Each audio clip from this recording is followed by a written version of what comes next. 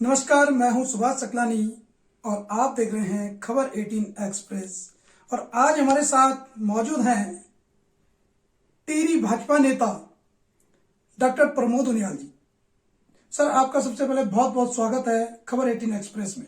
बहुत बहुत धन्यवाद है। खबर 18 एक्सप्रेस का मैं स्वागत करता हूं, अभिनंदन करता हूं। जिस प्रकार से मैंने अभी खबरें देखी हैं और बड़े अच्छे ढंग से जो स्थानीय मुद्दे हैं उठाए जा रहे हैं, और मेरी हार्दिक शुभकामनाएं खबर 18 एक्सप्रेस के साथ है। सर, जैसे कि पूर्व में आपने टिहरी विधानसभा क्षेत्र से आप पहले भी चुनाव लड़ चुके हैं, तो अभी आपके जो जगह जगह पोस्टर होर्डिंग नजर आ रहे हैं, तो हम इसको क्या माने? क्या आप चुनावी मैदान में तो नहीं उतर रहे हैं? बिल्कुल, मेरी चुनाव की तैयारी पूर्ण रूप से है। जनसंपर्क भी लगभग लंबे समय से चल रहा है। अपनी बातों को मैंने अपने समाज के बीच में रखा है। समय ऐसा इस समय कालखंड है कि अच्छा हो रहा है, देश प्रगति की ओर है। मोदी भाई के नेतृत्व में हम विश्व गुरु बनने जा रहे हैं। जिस प्रकार से डबल इंजन की सरकार ने बहुत अच्छा कार्य देश और प्रदेश में किया है, वह सराहनीय कार्य है। आम जनमानस का जो ध्येय है वो इसमें भारतीय जनता पार्टी को लेकर के है। जहां तक मेरा सवाल है, मैं पूर्व में भी जो हमारी संघ विचारधारा है उससे जुड़ा रहा हूं, और जिस प्रकार से भारतीय जनता पार्टी में मुझे महत्वपूर्ण मीडिया जैसी जिम्मेदारी दी गई है, उसके तहत भी मैं पूरे अपने विधानसभा में और पूरे जिले भर में भ्रमण करता रहा हूं।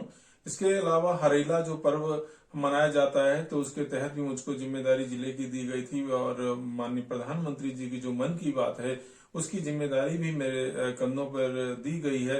तो तमाम संगठन की विभिन्न जिम्मेदारियां उसको मैं पूर्ण से निभाते हुए और समाज में चलते हुए हमें क्या करना चाहिए, क्या नहीं करना चाहिए, किस प्रकार से जो हमारा जनपद है या मेरी टिहरी विधानसभा है किस प्रकार से फल फूल सकती है, किस प्रकार से इसका सर्वांगीण विकास हो सकता है, उसके बारे में मैं चिंतित हूं और चिंता करते हुए जनसंपर्क में हूं। सर, जैसे आपने कहा कि मैं लगातार जनसंपर्क कर रहा हूं, और मैं पूर्व में भी चुनाव लड़ा था और आगे भी मैं तैयारी कर रहा हूं। अभी आप देखते हैं, अगर हम भारतीय जनता पार्टी की हम बात करें तो यहां पर बहुत सारे दावेदार हैं। सबसे पहले तो हम बात ये करेंगे कि जो वर्तमान विधायक हैं उनकी सबसे पहले प्रबल दावेदारी यहां पर दिख रही है। साथ में पूर्व प्रमुख खेम सिंह चौहान जी यहां पर दावेदारी पेश कर रहे हैं, मेहरबान सिंह जी भी दावेदारी पेश कर रहे हैं, और बात करें हम जीत राम जी की, वो भी दावेदारी पेश कर रहे हैं। तो आप अपनी दावेदारी किस रूप में इसमें देखते हैं? देखिए, सबसे बड़ी बात है कि टिकट का वितरण करना, टिकट के बारे में सोचना पार्टी हाईकमान का कार्य है। उसमें एक भारतीय जनता पार्टी एक अनुशासित पार्टी है, उसमें अपना नियम कानून है, उसके वो नियम कानून के तहत ही चलते हैं। प्रत्येक व्यक्ति का मूल्यांकन विश्लेषण हो रहा है, सर्वे चल रहे हैं। जो भी उचित लगता है हमारे हाईकमान को, तो वो उसमें जो भी निर्णय लेगा वो मुझे स्वीकार्य है। परंतु हमें अपनी उपस्थिति दर्ज करनी चाहिए।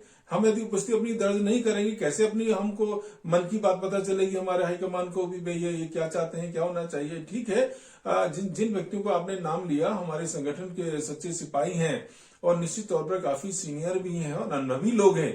तो इस चीज का टिकट किसको देना, क्या नहीं करना, ये हमारे उच्च स्तरीय जो कमेटी है, हमारा हाईकमान है, उसका एक कार्य है। वो जो निर्णय लेंगे वो मुझे स्वीकार है। सर, एक और अगर हम होर्डिंग पोस्टर की बात करें तो यहाँ पर जो वर्तमान जिला पंचायत अध्यक्षा है सोना सजवाण जी, वो भी काफी सक्रिय दिख रही हैं। होर्डिंग पोस्टर की अगर हम बात करें तो क्या उनका चुनाव लड़ने का कोई विचार तो नहीं लग रहा? देखिए, ये प्रश्न का जवाब तो हमारी जो बड़ी बहन श्रीमती सोना सजवाण जी दे सकती हैं, जो हमारे जिले की प्रथम महिला हैं। और यदि उनकी इच्छा इस तरह की है तो वो निश्चित तौर पर अपनी चुनावी तैयारी कर सकती हैं। मातृशक्ति को आगे आना चाहिए, उसमें भी कोई संदेह की बात नहीं है। तो सबको अधिकार है अपनी बात को रखने का और अपने जो चुनाव में मैदान में कूदने का। यदि ऐसा उनका विचार है तो उनका स्वागत है। सर, जैसे कि अगर भाजपा आपको टिकट देती है तो आपके क्या मुद्दे चुनावी मुद्दे होंगे? देखिए, सबसे बड़ी बात है कि डबल इंजन की सरकार ने हमें बहुत कुछ दिया है, परंतु मुझे लगता है कि हमारे विधानसभा के अंदर कुछ ऐसी समस्याएं हैं जिनका निराकरण होना नितांत आवश्यक है। जिस प्रकार से जो हमारा चंबा ब्लॉक है, चंबा ब्लॉक हमारे जो सेनानी लोग हैं, हमारे सैनिक लोग हैं, हमारे जितने भी शहीद हुए हैं टिहरी जनपद में, सबसे अधिक सेना में शहीद होने वालों की जो तादाद है वो चंबा ब्लॉक की है। तो यहाँ पे मुझे लगता है कि सैन्य स्कूल खुलना नितांत आवश्यक है। और दूसरा जो है यहाँ पे हमारा जो डेवलपमेंट का है, जो चंबा हमारा पूरा जो ब्लॉक है उसमें फल पट्टी का बड़ा अच्छा क्षेत्र है, जहां पर आपका जो ऑफ सीजन की फसल भी होती है, गोभी ऑफ सीजन की होती है, मटर होता है, आलू होता है, तमाम ऐसी आपका प्राकृतिक हमारे पास संसाधन हैं जिनका यदि हम सही ढंग से दोहन करें और काश्तकार को यदि हम लोग उसको मार्केटिंग दे दें तो निश्चित तौर पर हम इस पट्टी को बहुत अच्छे ढंग से डेवलप कर सकते हैं। इसी प्रकार से आपका जो नई टिहरी है, नई टिहरी को हम लोग पर्यटन के क्षेत्र में विश्व पटल पे लेके आ सकते हैं। इस पर हमारा जो जाखणीधार का ब्लॉक है, जाखणीधार ब्लॉक में सबसे बड़ी समस्या वहां पे चिकित्सा की समस्या है। एक बहुत अच्छा हॉस्पिटल वहां पे होना चाहिए जिसमें हर तरह की सुविधा वहां पे रहे। वहां पर जो एजुकेशन का हब है, ठीक है, चंद्रवदनी के पास जो नेकरी में बनाया गया है आपका डिग्री कॉलेज, उससे भी काम चलने वाला नहीं है। हम उदाहरण देते हैं कि जैसे नंदनगर में करीब 3, 4, 5 आपका जैसे डिग्री कॉलेज खुले हैं। टिहरी विधानसभा में भी दूर दराज से आने वाले विद्यार्थी इतना वहन नहीं कर सकते हैं। तो निश्चित तौर पे जैसे हमारा जाखणीधार है या आपका रौड़धार है या आपका लामड़ीधार है या अंजलि शहर में कहीं पे भी केंद्र में, या आपका नीचे गौसारी है, कहीं पे भी केंद्र में हम लोग को हायर एजुकेशन का एक जो हमें कोई संस्थान देना ही होगा, जो उसमें भी अप्लाइड फील्ड होना चाहिए, कोई इंजीनियरिंग कॉलेज हो। जैसे चंबा में सबसे बड़ी जो समस्या है, एक हॉस्पिटल की समस्या भी है। हमारे पास रेड क्रॉस की इतनी बड़ी जमीन पड़ी हुई है, खाली पड़ी हुई है, उसको क्यों ना हम एक मेडिकल कॉलेज के रूप में यहाँ पे क्यों ना डेवलप करें। तो जिस प्रकार से हमारे पलायन की समस्या जो लंबे समय से हमारे बीच में आ रही है, उस पलायन की समस्या का समाधान हम किसी न किसी रूप में, जो हमारे खाली पड़े हुए हाथ हैं बेरोजगारों के, उनको नहीं देंगे तो पलायन निश्चित तौर पर होगा। क्योंकि सबको जीना है, सबको खाना पीना है, सबका अपना ग्रस्त में सबको आना पड़ता है। तो उसके लिए हमें बेरोजगारी की समस्या का निराकरण प्रथम जो आपका उसमें करना चाहिए। सर, आपने अभी बेरोजगारी की बात कही और अभी वर्तमान में आपकी ही सरकार है और आपकी सरकार का लगभग कार्यकाल पूर्ण होने वाला है। कुछ ही दिन बचे हैं आचार संहिता लगने को। तो आप अपनी सरकार की कार्यकाल से संतुष्ट हैं? देखिए, सबसे बड़ा जो महामारी का दौर रहा, कोविड का दौर रहा, वो हमारे जिस प्रकार से जिस गति के साथ वो कार्य होने चाहिए थे वो नहीं हो पाए हैं। क्योंकि लगभग पहले तो हम जान माल का सुरक्षा का भाव था, कोई भूखा ना सोए, उसकी जो मूलभूत समस्याएं हैं वो हमारा पूर्ण करने का कार्य था। तो लगभग 2-2.5 साल तो हमारा केवल इस महामारी से जूझने में ही लगा।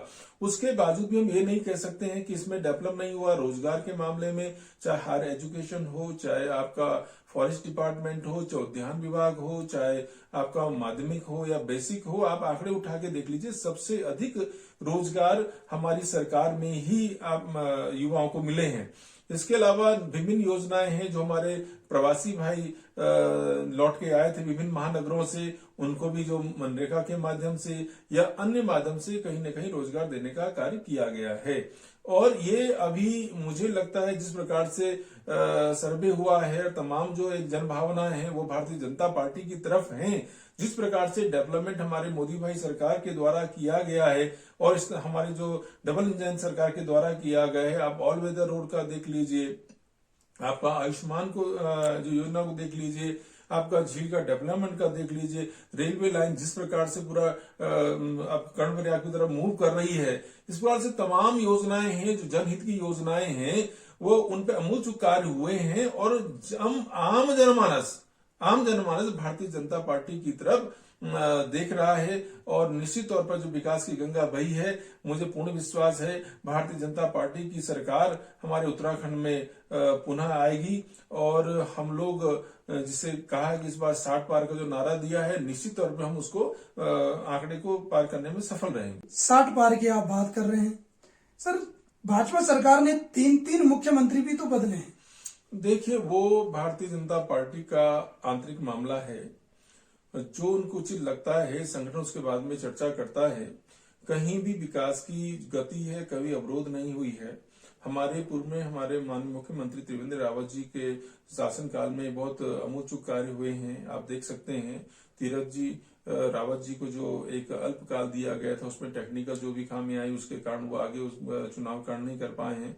अब हमारे जो इसमें जो जिसे कह सकते हैं उत्तराखंड के जो एक युवा नेता हैं, जिनको मुख्यमंत्री की जिम्मेदारी दी गई है, प्रथम सेवक की जिम्मेदारी दी गई है, उनका कार्य आप देख सकते हैं। जिस प्रकार से आम जनमानस की भावना को ध्यान में रखते हुए उस सैनिक के बेटे ने, मैं एक छोटा एग्जांपल देता हूं कि जो हमारे एकाश बगवाल का जो कार्यक्रम होता था, वो कभी भी एक कहते हैं हम लोग छठ पूजा ठीक है उसका भी स्वागत करते हैं, परंतु उत्तराखंड जो जिस मूल भावना को लेकर के जो स्थापित किया गया था, तो एकाश की छुट्टी देना और एक जो हमारे यहाँ पे युग पुरुष हैं या जहाँ पे इन्होंने बहुत त्याग किया है उनके बारे में उनको सम्मान देना, अलग अलग योजनाओं के माध्यम से आज हमारे जो बिपिन रावत जी का जिस प्रकार से देहांत हुआ और जिस प्रकार से हम लोग बहुत दुखी हैं, उसको लेकर के बहुत दुखी हैं, उस विषय को लेकर पूरा राष्ट्र दुखी है। और उनके नाम पर जो सैन्य धाम बनाने का जो एक बड़ा फैसला लिया गया है, उसके लिए साधुवाद के पात्र हैं। 1 रैंक 1 पेंशन का जो आपका भाव दिया गया है, तो इस समय जिस गति के साथ हमारी सरकार बहुत तेजी के साथ कार्य कर रही है, युवा जोश के साथ, युवाओं की शक्ति के साथ, तो निश्चित तौर पर मैं कह सकता हूं कि हमें 60 पार करने में कोई भी परेशानी होने वाली नहीं है। सर, अभी आपने सैन्य धाम की बात कही कि सैन्य धाम भाजपा की देन है और सैन्य धाम भाजपा सरकार बनाने जा रही है, लेकिन अगर हम टिहरी विधानसभा की बात करें, एक और सैन्य धाम बनाने की बात हो रही है, सैनिकों को सम्मान देने की बात हो रही है, दूसरी ओर टिहरी विधानसभा क्षेत्र की अगर हम बात करते हैं तो कई ऐसी जगह हैं, कई ऐसे गांव हैं जहां पर आज तक सैनिकों के नाम पर जो घोषणाएं हुई थी वो पूरी नहीं हुई है, सड़कें गांव तक नहीं पहुंच पाई है। तो इसको आप क्या सरकार की विफलता मानते हैं? देखिए, मैं कह चुका हूं इससे पहले जो हमारा इसमें कालखंड व्यतीत हुआ, बहुत ही विकट कालखंड था कि किस जनमानस को जिसका से बचाया जा सकता है। योजनाएं दी गई हैं, सड़कों का जाल हमारे उत्तराखंड में बना है, हमारे टिहरी विधानसभा में भी बना है। निश्चित तौर पर कहीं कहीं रह गया होगा उसको पूर्ण किया जाएगा। निश्चित तौर पर ये हमारे कई ऐसे जगह हैं जहां पर सड़कें बनना नितांत आवश्यक है। उसमें आगे अब पंचवर्षीय योजना होगी, उसमें आपका काम किया जाएगा, उसमें कहीं कोई दिक्कत वाली बात नहीं है।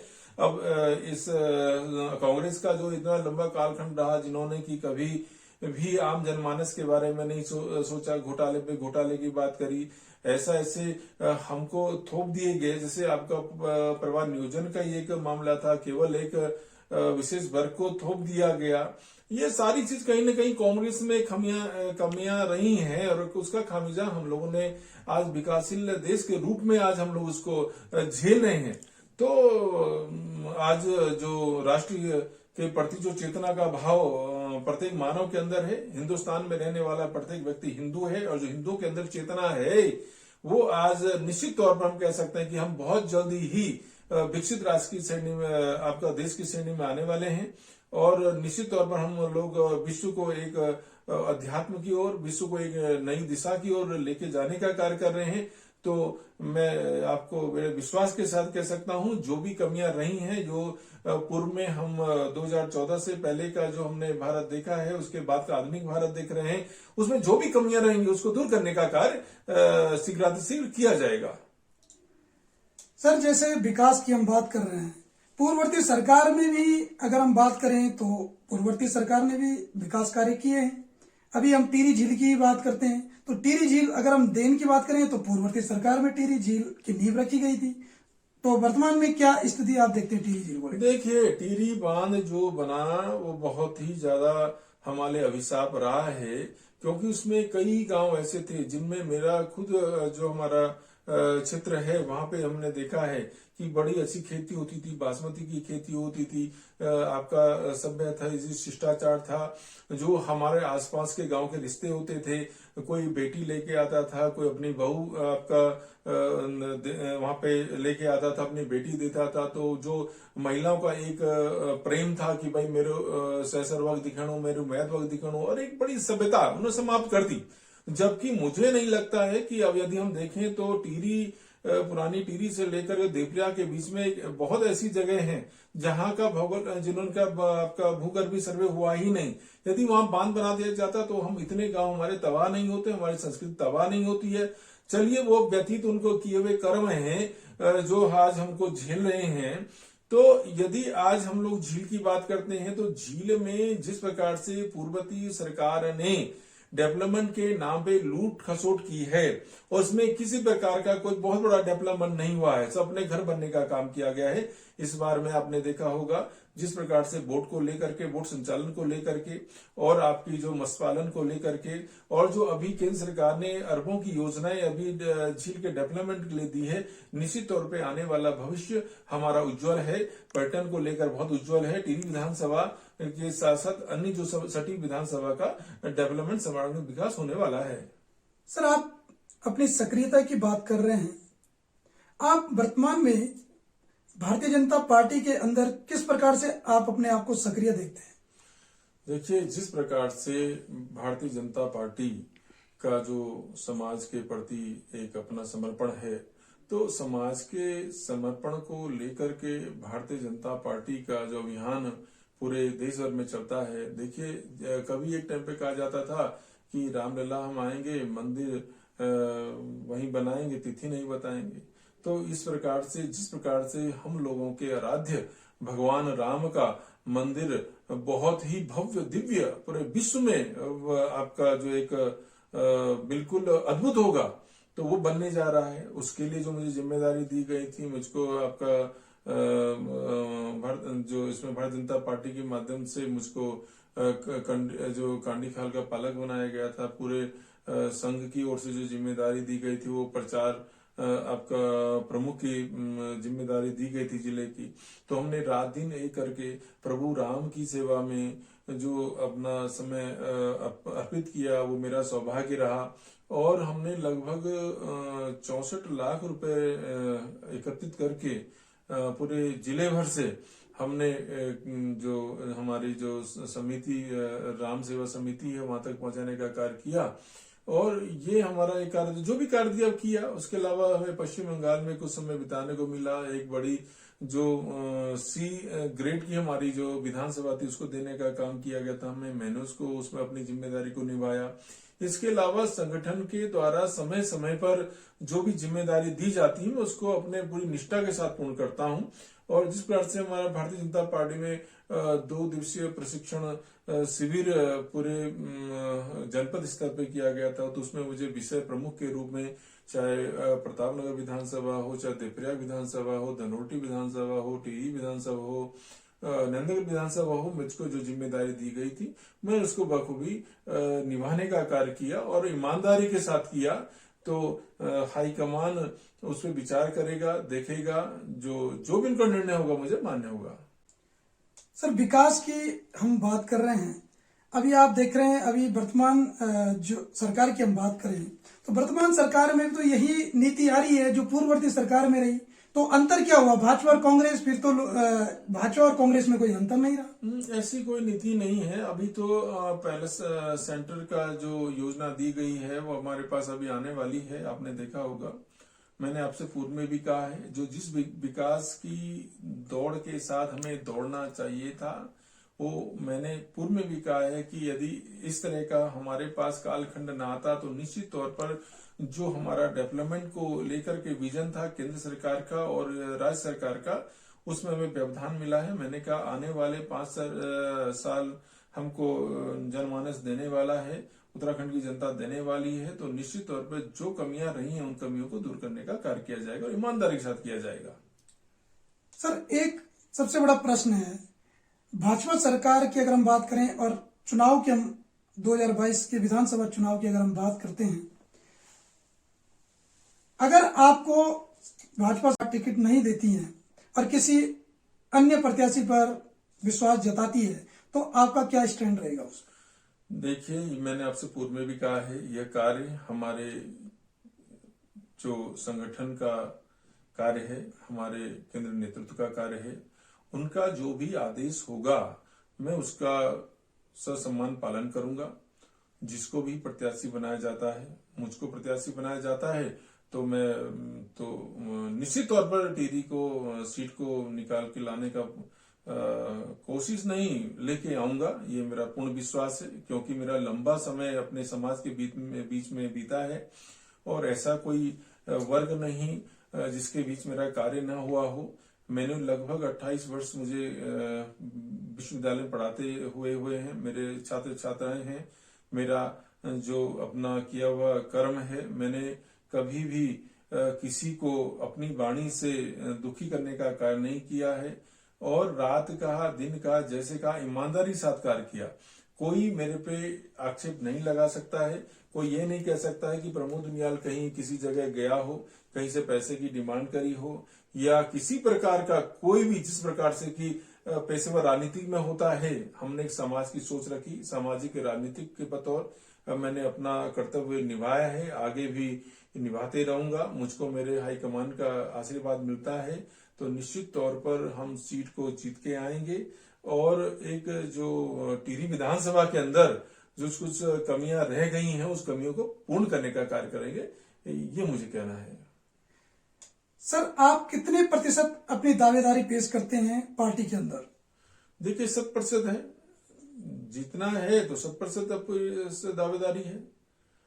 हर किसी को मैंने कहा कि सब हर किसी को अपनी बात को रखने अधिकार है, परंतु मैं बहुत तीव्रता के साथ आम जनमानस के साथ संवाद में हूं, चाहे वो बार हो, त्योहार हो, मिलना हो, जुलना हो, दूरभाष से वार्ता का मामला हो, चाहे जो प्रचार प्रसार के जो भी संसाधन होते हैं उनमें कोई कमी नहीं रखी है। मैं चैलेंज के साथ कहता हूं अन्य प्रत्याशियों से, चाहे वो भारतीय जनता पार्टी के हमारे अंदर हों या हमारे जो अन्य पार्टी में हों, उनसे कंपैरिजन कर सकते हैं, तुलना कर सकते हैं। कहीं भी मुझ पे यदि वो लगता है कि नहीं आप गलत हैं तो आप मुझे निश्चित तौर पर मेरे फेसबुक के माध्यम से, मेरे व्हाट्सएप के माध्यम से मुझे बता सकते हैं कि डॉक्टर साहब आपके अंदर ये कमियां हैं, इसलिए आपको चुनाव नहीं लड़ना चाहिए। तो ऐसा नहीं, मुझे नहीं लगता कि मेरे अंदर कोई कमी है कि जो एक आदर्श जो विधानसभा के प्रथम सेवक के पास होनी चाहिए। मेरा विचार है हमें टिहरी विधानसभा को एक आदर्श विधानसभा बनानी चाहिए, आम जनमानस से मिलकर के, और ऐसी विधानसभा जिसका अनुसरण अन्य विधानसभा के लोग भी करें कि वास्तविक तौर पर जो प्रथम सेवक होता है उसका कार्य होना चाहिए। उसको मैं भली भांति समझता हूं, जानता हूं, क्योंकि मैंने आपसे पूर्व में कहा उत्तराखंड राज्य को बनाने के लिए रात दिन मेहनत करी है। हम घर में नहीं सोया करते थे। माननीय इंद्रमणि बडोनी जी के नेतृत्व में हमने बहुत आपका जो संघर्ष किया है और वो पीड़ा जो हमने मां गंगा जल की शपथ खाई थी, जिएंगे मरेंगे उत्तराखंड राज्य के लिए, बस वही वेदना, वही हमारा संकल्प, क्योंकि अंतगत्वा हमें मां गंगा के शरण में ही जाना है। जिस दिन चोला बदल होगा मां गंगा के शरण में जाना है, तो मैं उस समय उसको क्या मुंह दिखाऊंगा। तो इसी संकल्प लेकर, अन्यथा तो मैं एक पढ़ने वाला विद्यार्थी रहा हूँ, स्कॉलर रहा हूँ।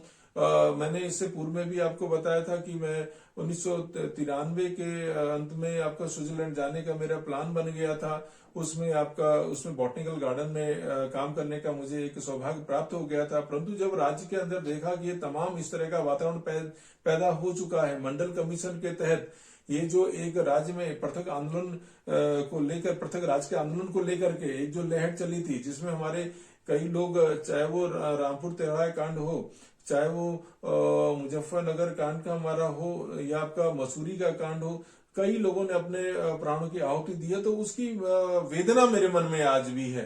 तो मैं आज भी उन शहीदों के लिए कभी भी दीपावली, होली इनका त्योहार नहीं मनाता हूं और जो भी उनके लिए समर्पित करता हूं, तो मेरे अंदर वही वेदना है कि जिस राज्य की कल्पना को लेकर के हमारे सैकड़ों लोग सड़कों पर उतरे और उन्होंने एक जो स्वप्न देखा था कि हमारा जो भारत के अंदर जो उत्तराखंड राज्य सर्वोच्च होना चाहिए, राज्य की कल्पना जो उन्होंने सोची थी, आप देखो कि आज यदि हम देखते हैं वो चीज हमें देखने को नहीं मिलती है।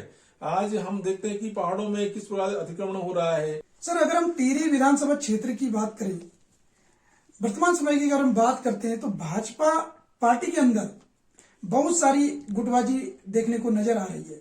आप इस गुटबाजी को किस रूप में देखते हैं? देखिए, बड़ा परिवार होता है, उसमें अलग अलग व्यक्तिगत तौर पर विचार के लोग हो सकते हैं, पर सबका विचार जो दूरस्थ बैठे हुए, अंतिम छोर में बैठे हुए व्यक्ति का विकास का है, वो सभी का विचार है, राष्ट्र का विचार है।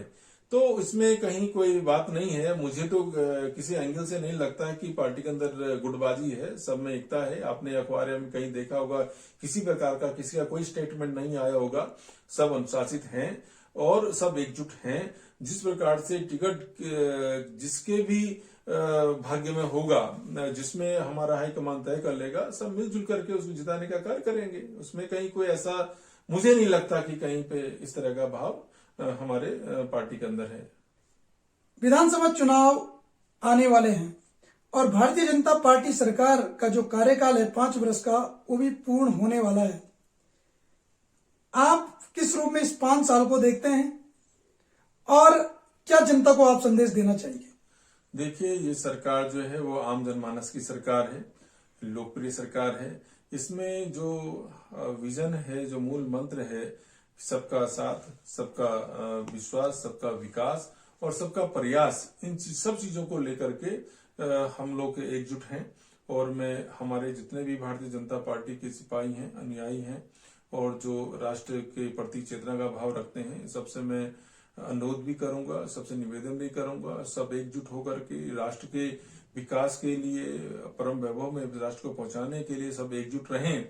किसी प्रकार का भ्रम, किसी प्रकार का जो संदेह अपने मन में न रखें, क्योंकि ये हमारा केंद्र नेतृत्व, राज्य नेतृत्व कार्य के माध्यम से सिद्ध कर चुका है कि केवल इस राष्ट्र की चिंता का भाव, इस राष्ट्र को एक समृद्ध बनाने का भाव, इस राष्ट्र में जो कमियां हैं उस कमियों को दूर करने का भाव केवल भारतीय जनता पार्टी के अलावा कोई भी पार्टी करने वाली नहीं है। जिन पार्टियों ने आज तक लंबे समय तक इस राष्ट्र में, राज्य में राज किया, वो उनका कार्यकाल आप हमारे सामने है। हम विकासशील की स्थिति में आज भी बने हुए हैं और निश्चित तौर पर हम विकासशील को छोड़ करके विकसित देश की श्रेणी में बहुत जल्दी आने वाले हैं। उसमें आपका जो आहुति है, आपका दान है, आपका मतदान है, वो सही जगह, सही स्थान पर पड़े। मैं यही निवेदन आपसे करूंगा। आज के कार्यक्रम में आपका सर बहुत बहुत धन्यवाद। आज हमारे इस खास कार्यक्रम में हमारे साथ जुड़े थे डॉक्टर प्रमोद उनियाल जी, जो कि टिहरी भाजपा नेता हैं, और हम एक नए कार्यक्रम के साथ आपके बीच में पुनः हाजिर होंगे। तब तक के लिए नमस्कार। आप देखते रहिए खबर 18 एक्सप्रेस। बहुत बहुत धन्यवाद।